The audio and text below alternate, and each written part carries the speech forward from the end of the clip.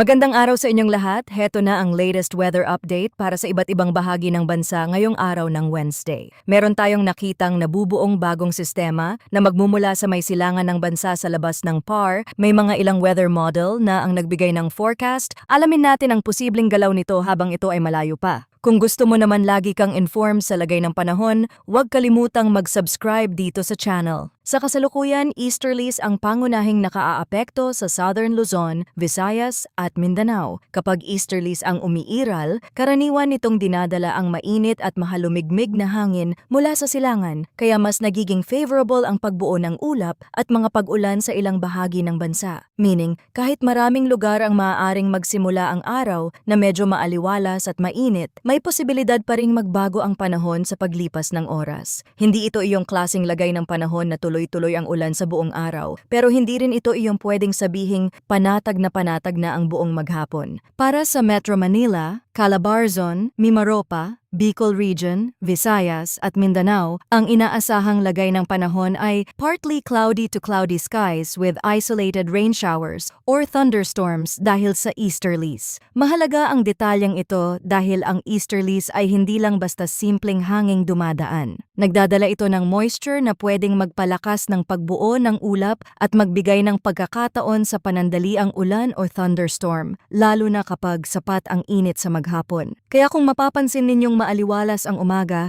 pero unti-unting dumadami ang ulap sa tanghali at hapon, tugma iyon sa ganitong setup ng panahon. Hindi man sabay-sabay ang pag-ulan sa lahat ng lugar, may mga bahagi pa rin na pwedeng tamaan ng mas malalakas na buhos sa loob lamang ng maikling oras. Sa Metro Manila, ito yung klaseng araw na madaling makapanlin lang. Pwedeng sa umaga ay maayos ang panahon, may sikat ng araw at parang walang senyales ng ulan. Pero habang tumatagal at umiinit ang paligid, mas tumataas ang tsansa na magkaroon ng thunderstorm sa ilang bahagi ng lungsod. Kaya para sa mga commuter, rider, estudyante, empleyado at sa mga may lakad sa labas, mas mabuting huwag kalimutan ang pagdadala ng payong o kapote. Hindi man ito malawakang sama ng panahon, sapat pa rin ang isang severe thunderstorm para magdulot ng pansamantalang pagbaha sa mabababang lugar. Sa Calabarzon, Mimaropa at Bicol Region, mahalagang tandaan na dahil ang mga bahaging ito ay mas malapit sa silangang pinagmumulan ng hanging may dalang moisture, mas ramdam din dito ang impluensya ng easterlies. Hindi ibig sabihin nito na maghapon na agad ang ulan, pero malinaw na may tsansa ng panandaliang pag-ulan at thunderstorms na pwedeng magdala ng matinding buhos sa ilang lugar. Lalo na sa mga probinsyang may mga bulubundukin, mabababang komunidad at mga bahaging malapit sa ilog. Mahalagang manatiling maingat kapag may thunderstorm dahil posible ang flash floods or landslides kung magiging malaki ang buhos ng ulan sa loob ng maikling oras. Sa Visayas at Mindanao, nananatili rin ang partly cloudy to cloudy skies with isolated rain showers or thunderstorms dahil sa easterlies. Ito ang uri ng lagay ng panahon na may halong init at alinsangan sa maghapon tapos saka pa lang nagkakaroon ng panandali ang ulan sa ilang lugar. Hindi ito pare-pareho sa bawat probinsya o lungsod. May mga lugar na pwedeng manatiling mainit at tuyo sa loob ng maraming oras, habang may ibang lugar na bigla na lang makakaranas ng pagdilim ng ulap, pagkulog at malakas na buhos ng ulan. Kaya para sa mga nasa Visayas at Mindanao, magandang ugaliin ang pagiging handa sa biglaang pag-ulan, lalo na kung ang inyong mga gawain ay nasa labas o may kinalaman sa biyahe sa kalsada at dagat. Samantala para naman sa natitirang bahagi ng Luzon, ang forecast ay partly cloudy to cloudy skies with isolated rain showers or thunderstorms dahil sa localized thunderstorms, meaning hindi easterlies ang pangunahing dahilan ng ulan sa mga bahaging ito kundi ang mismong lokal na pagbuo ng thunderstorm bunsod ng init at moisture sa paligid. Habang mas umiinit kasi ang lupa at ang hangin sa ibabaw nito, mas nagiging favorable ang kondisyon para sa pagbuo ng mga ulap na pwedeng mauwi sa thunderstorm. Pagdating naman sa hangin at kondisyon ng karagatan, mas kailangang tutukan ang silangang bahagi ng Southern Luzon, Visayas at Mindanao. Dito inaasahan ang katamtamang lakas ng hangin na magmumula sa hilagang silangan hanggang silangan. Ang coastal waters naman ay nasa moderate na kondisyon na may taas ng alon na nasa 1.5 hanggang 2.1 meters. Hindi ito yung pinakagrabing sitwasyon sa dagat, pero sapat na ito para sabihing mas magalaw ang karagatan lalo na sa mga silangang baybayin. Kaya para sa mga mangingisda at sa mga may maliliit na bangka,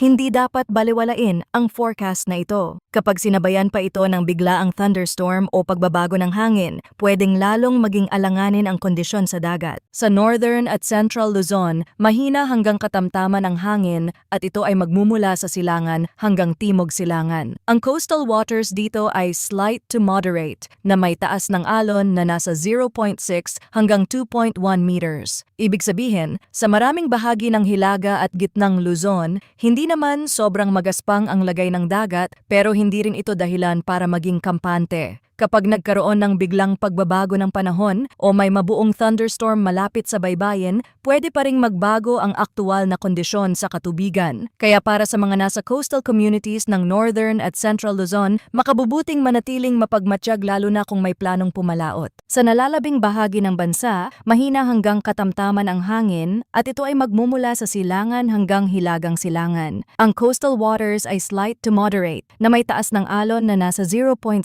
hanggang 1.5 meters. Sa kabuuan, mas banayad ito kumpara sa mas silangang bahagi ng Southern Luzon, Visayas at Mindanao. Pero kahit mas mahinahon ang pangkalahatang forecast sa ibang bahagi ng bansa, hindi pa rin ito nangangahulugang wala nang dapat bantayan. Kapag may localized thunderstorm o biglang pagbugso ng hangin, pwede pa din maging masama ang lagay ng dagat sa maikling panahon, kaya ang pinakamainam pa rin ay obserbahan hindi lang ang pangkalahatang forecast kundi pati ang aktual na lagay ng langit at hangin sa inyong lugar. Kung titingnan naman natin ang temperatura at relative humidity sa nakalipas na 24 na oras na nagtapos ng 8 o'clock ng gabi kahapon, ang pinakamababang temperatura ay 25.2 degrees Celsius at naitala ito alas 5 ng umaga. Ang pinakamataas na temperatura naman ay umabot sa 35.5 degrees Celsius alas 2 ng hapon. Ipinapakita nito na kahit sa umaga ay hindi na rin malamig ang pakiramdam at habang tumatagal ang araw ay malinaw na tumitindi ang init. Ang minimum relative humidity naman ay 36% at naitala alauna ng hapon,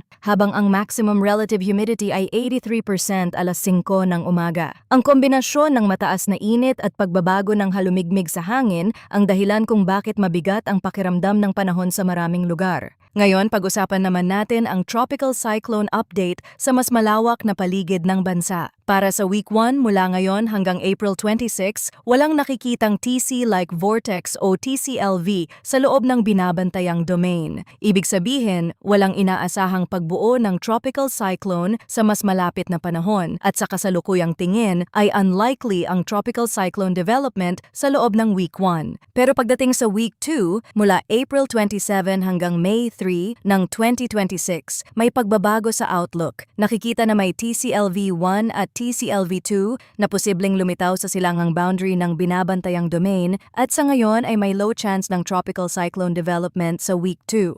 Sa madaling sabi, wala pa itong malinaw at matibay na senyales ng agarang banta, pero may mga unang indikasyon na sa huling linggo ng April ay pwedeng magkaroon ng development mula sa silangan. Mahalaga ring idiin na long-range forecast pa lamang ito. Ibig sabihin, malayo pa ang tinutukoy na petsa at hindi pa matibay ang kumpiyansa sa eksaktong lakas, direksyon at aktual na posibilidad ng pagbuo. Kapag long-range forecast pa lamang, normal na hindi pa pare-pareho ang ipinapakita ng lahat ng weather model. Sa ngayon, may ilang mga model pa lang ang nagpapakita ng senyales ng development. Sa usaping weather, kapag unti-unti nang may mga modelo na nagpapakita ng development sa silangan, makabubuting bantayan kung dadami pa ang kaparehong signal sa mga susunod na araw. Mahalaga ang puntong ito dahil habang lumalapit ang mga araw, mas dumarami rin ang datos na pumapasok sa mga weather model. At habang dumarami ang datos, mas lumilinaw rin kung gaano kalakas ang posibleng mabubuong sistema at kung ano ang tunay nitong direksyon. Sa ngayon, wala pa tayong sapat na basehan para sabihing may malinaw ng banta sa bansa.